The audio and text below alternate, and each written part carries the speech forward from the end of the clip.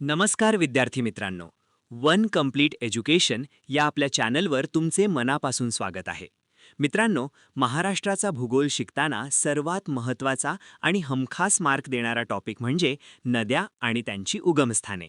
MPSC राज्यसेवा असो, combine असो किंवा पोलीस भरती, जोड्या लावामध्ये हा प्रश्न येतोच.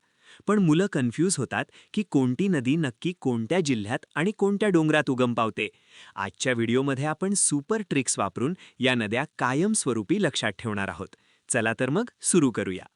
सर्वात आधी बघूया महाराष्ट्रातील 3 सर्वात मोठ्या नद्या. पहिली आहे गोदावरी. ही महाराष्ट्राची गंगा आहे. हिचा उगम होतो त्र्यंबकेश्वर, ब्रह्मगिरी डोंगर, जिल्हा नाशिक. लक्षात ठेवण्यासाठी ट्रिक वापरा, गौतमी त्र्यंबक. गौतमी म्हणजे गोदावरी. दुसरी नदी भीमा. हिचा उगम नावातच लपलेला आहे. भीमाशंकर, जिल्हा पुणे, आंबेगाव तालुका. ही कृष्णा नदीची सर्वात मोठी उपनदी आहे. तिसरी नदी कृष्णा.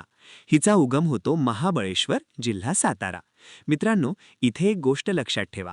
महाबळेश्वरला फक्त कृष्णा नाही तर एकूण 5 नद्यांचा उगम होतो. कृष्णा, वेण्णा, कोयना, गायत्री आणि सावित्री. ट्रिक: कृष्णा महाबळेश्वरला गेला.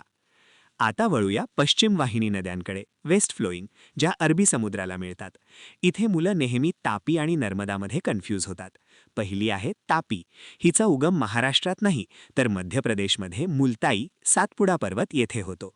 ही खानदेशातील जळगाव, धुळे, नंदुरबार प्रमुख नदी आहे. दुसरी आहे नर्मदा.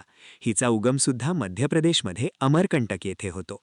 हे लक्षात ठेवण्यासाठी आपली ट्रिक आहे, नर्मदा अमर आहे म्हणजे नर्मदाचा उगम अमरकंटक. उरलेली तापी मुलताईवरून येते. आता बघूया विदर्भ आणि कोकणातील नद्या. विदर्भात 3 महत्त्वाच्या नद्या आहेत. 1 वर्धा.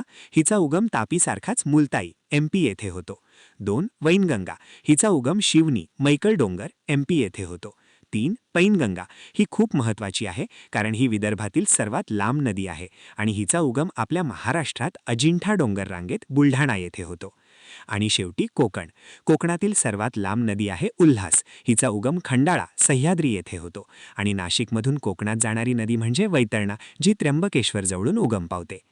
तर मित्रांनो, हा होता नद्यांचा चार्ट.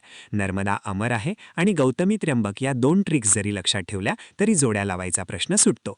हा व्हिडिओ आणि ट्रिक्स आवडल्या असतील तर लाईक करा आणि आपल्या वन कंप्लीट एज्युकेशन परिवाराला सबस्क्राईब करा. भेटूया पुढच्या व्हिडिओमध्ये. जय हिंद.